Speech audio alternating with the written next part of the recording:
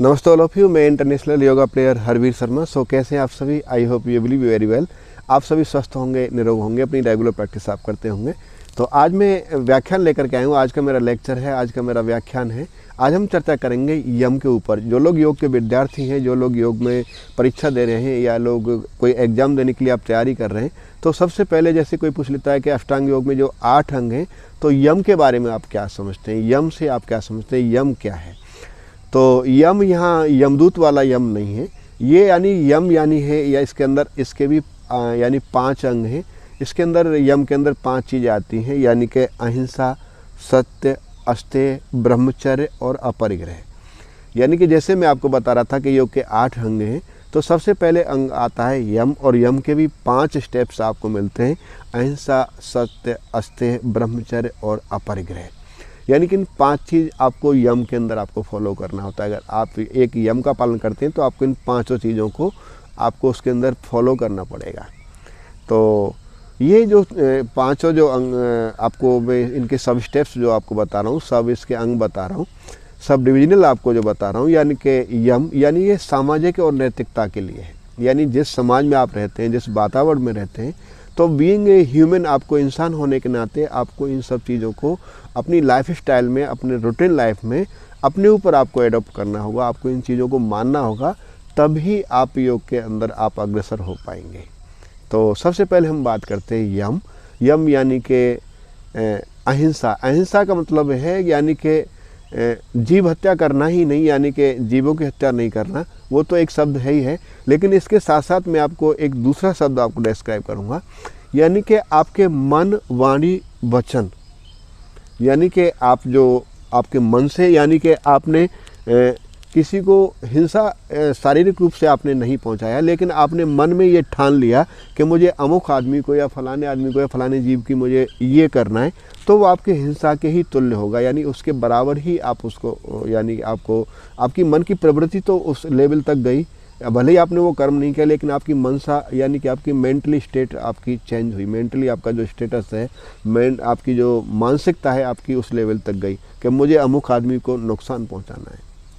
तो आपको अहिंसा यानी कि आपको ऐसे फिजिकली भी किसी को हर्ट नहीं करना है, फिजिकली भी आपको किसी जीव को नहीं मारना है, और आपको मानसिकता यानी मेंटली तौर पे भी आपको ये नहीं सोचना है कि मुझे अमुक आदमी को या अमुक पशु को या उसको मुझे हिंसा करना है, ऐसा नहीं सोचना है। और तो ये आपका हुआ अहिंसा। और आपके वाणी से, यानी कि आपने कुछ किया नहीं, लेकिन आपने कोई कठोर शब्द ऐसा बोल दिया कि मैं तुमको जान से मार दूंगा, तो बोलना भी आपका वही हुआ। या आपने अपने मन के अंदर विचार किया, या आपने वाणी से उसको ठेस पहुंचाया, तो वो भी आपका अहिंसा ही हुआ। यानी कि भले ही आपने कर्म नहीं किया, लेकिन आपने फिजिकली आपने वर्कआउट नहीं किया, फिजिकली आपने उसको ठेस नहीं पहुंचाया, लेकिन आपने वाणी से बोला, आपने वाणी से ऐसा बोल दिया, आपने कोई कठोर शब्द बोल दिया, तो वो भी आपको अहिंसा के तुल्य ही आपको मान्य होगा। यानी कि आपने अहिंसा ही आपने किया है। और आपके कर्म भी ऐसे होने चाहिए कि उनके अंदर भी कोई हिंसा ना हो। आप जो कर्म करते हैं उसमें हिंसा का कोई भाव ना हो। तो इस प्रकार से आपको अहिंसा को आपको समझना है। नेक्स्ट आता है सत्य, यानी कि हमेशा सत्य बोलने की कोशिश करना होता है। अब कई बार होता है कि लोग छोटे छोटे कामों में एक झूठ को छिपाने के लिए हज़ारों झूठ बोलने पड़ते हैं, लेकिन झूठ यानी बोलते हैं ना कि झूठ छिपता नहीं, यानी कि लाख छिपाओ छिप नहीं सकता, राज हो कितना गहरा, और दिल की बात बता देता है असली नकली चेहरा। यानी कि बहुत लोग किसी झूठ को छिपाने के लिए बहुत सारी अटकलें लगाते हैं, बहुत सारी चालबाजी करते हैं। तो आप क्या समझते हैं कि सामने वाला बेवकूफ़ है? नहीं, सामने वाले को भी पता है, दूसरों को भी पता है, और जो ऑलमाइटी है उनको भी पता है, यानी सर्वशक्तिशाली जो परमात्मा, गॉड, या जिसको भी आप किसी भी धर्म को आप फॉलो करते हैं, सब एक ही है। तो उनको जब आप फॉलो करते हैं तो उनको भी पता होता है कि आप किसको धोखा दे रहे हैं, किसके साथ चीटिंग कर रहे हैं। ऐसा नहीं है। तो आपको वहाँ भी सत्य बोलने की कोशिश करना है, यानी कि आपको हमेशा अपनी सत्यता की एक पात्रता होती है।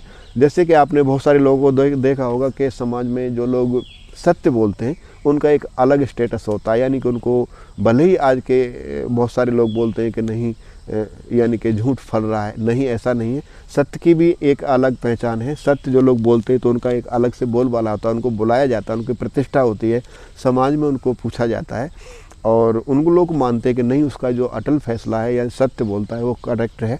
तो जो लोग झूठ बोलते हैं, आपने उनको देखा होगा, उसकी लोग वैल्यू नहीं करते, घरों में भी लोगों की इज्जत नहीं होती, यानी कि बच्चे भी उनकी रेस्पेक्ट नहीं करते हैं। परिवारों में भी मैंने बहुत सारे लोगों को देखा है, मैंने समाज में भी बहुत सारे लोगों को देखा है, इवन अपने फ्रेंड सर्कल में भी देखा है कि लोग आस पड़ोस में भी मैंने लोगों को वॉच किया है कि जो लोग झूठ बोलते हैं, यानी कि वो दिखावा ऐसा होता है कि लोग उनको बहुत जानते हैं, बहुत लोग उनसे अटैचमेंट है, बट उनका जो अच्छी तरह से अगर आप उनको स्टडी करते हैं, रीड करते हैं, तो उनको लोग इतना रेस्पेक्ट नहीं करते जितना कि एक सत्य बोलने वाले की रेस्पेक्ट की जाती है।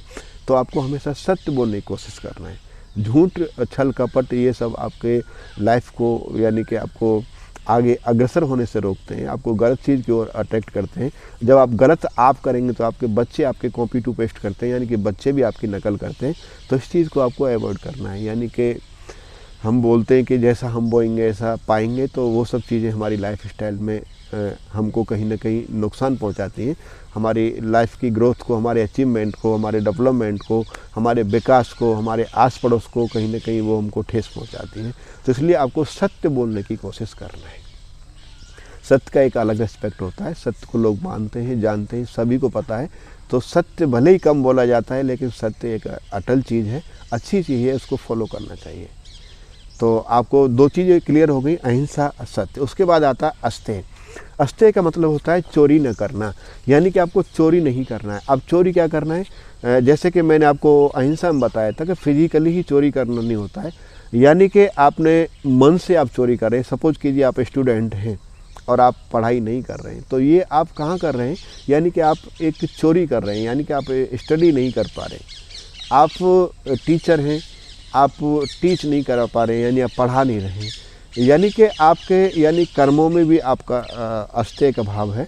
यानी कि आपने फिजिकली किसी साइकिल है या हेलमेट है या जो भी चीज़ आपने किसी की चोरी करने का आपने मन में ठान लिया, आपने फिजिकली नहीं चुराया, लेकिन आपके अंदर विचार या भाव आया, तो वो आपका अस्तेय का भाव है, यानी कि आपको चोरी नहीं करना है।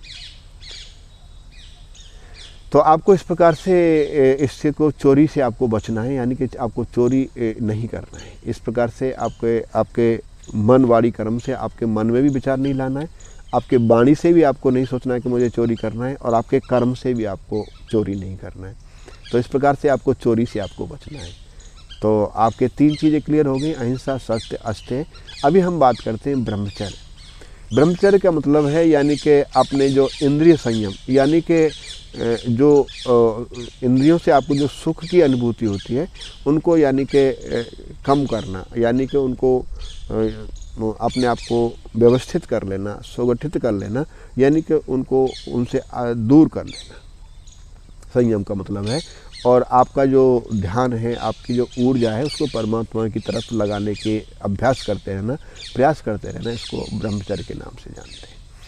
तो ब्रह्मचर्य का भी सेम चीज़ है, यानी कि फिजिकली नहीं, शारीरिक मानसिक आपको उसको कांटेक्ट यानी कंट्रोल करना है, यानी कि उसको अच्छे कामों की तरफ लगाना है, आपको पढ़ाई में लगाना है, आपको फिजिकल वर्कआउट में कराना है, यानी कि आपको अच्छी चीज़ों की तरफ आपको उनको यानी कि आपकी ऊर्जा को लगाना है, आपकी ऊर्जा को वेस्ट नहीं करना है। तो ब्रह्मचर्य का भी आप इस चीज़ से यानी परमात्मा से आप अटैचमेंट लगाएं, आप किसी फिजिकल वर्कआउट में लगाएं, आप पढ़ाई में लगाएं, तो इस प्रकार से आपको ब्रह्मचर्य, अपरिग्रह। अब लास्ट स्टेज आती है, सबसे लास्ट स्टेज है हमारा अपरिग्रह। अपरिग्रह का मतलब होता है यानी कि बहुत सारी चीज़ हैं, बहुत सारे, मैं आपको एक छोटा सा एग्जांपल यहाँ इसके लिए समझाना चाहूँगा। अपरिग्रह का मतलब है यानी कि ज़रूरत से ज़्यादा चीज़ों का संचय नहीं करना, यानी कि सपोज कीजिए कि आपको 2 जोड़ी कपड़ों की आवश्यकता है, तो आपने 10 या 20 जोड़ी कपड़े आपने इकट्ठे करके रखे। अच्छी चीज़ें पहनना, अच्छे कपड़े पहनना अच्छी बात है, लेकिन वो आवश्यकता से अधिक यानी आपको संचय करके रखा है, आपने ज़्यादा धन दौलत इकट्ठा करके रखा है। यानी कि धन तो सबको अच्छा लगता है, दौलत भी सबको अच्छी लगती है, लेकिन क्या है, आवश्यकता से अधिक आपको नहीं संचय करना है। और मैं यहाँ आपको एक कहावत भी कहना चाहूँगा, तो आपने पूर्वजों से सुना भी होगा कि पूत कपूत तो क्या धन संचय, पूत सपूत तो क्या धन संचय। तो जैसे आपने एक कहावत देखा होगा कि बहुत सारे लोग हैं यानी कि जिनकी संतान यानी कि अच्छे से पढ़ी लिखी है, सुशिक्षित है, अच्छे हैं, तो उनके लिए भी आपको धन संचित करने की आवश्यकता नहीं है, क्योंकि अगर वो अच्छे से पढ़े लिखे हैं, योग्य हैं, तो आप अगर झोंपड़ी में भी छोड़ के जाएंगे तो आपको मकान बना सकते हैं, कोठी बंगला बना सकते हैं, महल बना सकते हैं।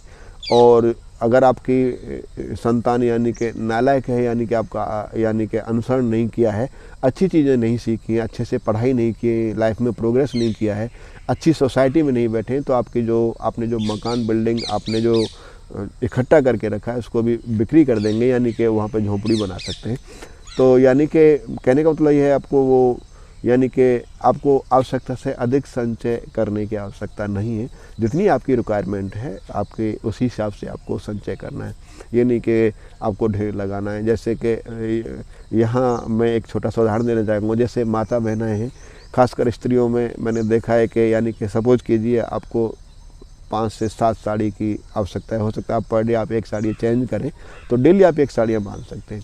लेकिन मैं देखता हूँ कि बक्से भरे हैं और अलमारियाँ भरे हैं और फिर भी ये ले लेते हैं, ये लेते हैं, फिर चीज़ पसंद नहीं आई तो हो सकता है बोला इसको उसको दे देंगे, ये करें। अच्छी चीज़ है बट लेकिन वो आपकी नीड आपकी कितनी है, आपकी आवश्यकता कितनी है, उसके ऊपर ही आप धन संचय करेंगे तो आपका बजट भी डिसबैलेंस नहीं होगा और आपको समय पर चीज़ लेने से अब बहुत सारी चीज़ें हैं।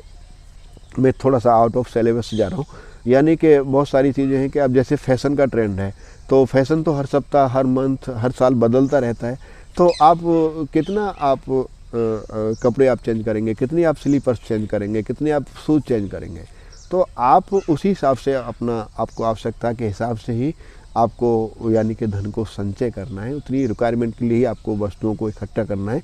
ऐसा नहीं कि मकान में आप बहुत सारी चीज़ें भर के रखें, डैम बना के रखें, तो आवश्यकता से अधिक धन की संचय नहीं करना है। आवश्यकता से कि आपकी चीज़ों को नहीं खरीदना है। तो ये आपका यम के अंदर मैंने आज 5 चीज़ों को डिस्क्राइब किया, यानी कि अहिंसा, सत्य, अस्तेय, ब्रह्मचर्य, अपरिग्रह। इसके रिगार्डिंग आपका और भी कोई सवाल है या सुझाव है तो मुझे आप कमेंट कर सकते हैं, मैसेज कर सकते हैं और मुझे कॉल कर सकते हैं। मेरा कॉन्टैक्ट नंबर है 9682621958। ये जो योग के विद्यार्थी हैं, जो लोग योग से पढ़ाई कर रहे हैं, योग के फील्ड में टीचर हैं या आप कोई एग्ज़ाम देना चाहते हैं, उन लोगों के लिए भी बहुत बेनिफिशियरी है। और नेक्स्ट इसके बाद मैं बहुत ही जल्दी एक दूसरा वीडियो लेकर के आऊँगा। यम के बाद नियम के ऊपर हम चर्चा करेंगे और इसके रिगार्डिंग आपका और भी कोई क्वारी सवाल है तो आप कॉन्टैक्ट या मैसेज मुझे कर सकते हैं और बने रहिए मेरे साथ। और मैं यहाँ एक सजेस्ट करना चाहूँगा कि जो लोग इस चैनल पर नए हैं तो मेरे चैनल को आप सब्सक्राइब कर लें, जिससे कि अगर मैं कोई वीडियो डालता हूँ तो आपको अपडेट, आपको नोटिफिकेशन जल्दी से मिलेगा। सो बने रहिए मेरे साथ। मैं इंटरनेशनल योगा प्लेयर हरवीर। नमस्ते ऑल ऑफ यू।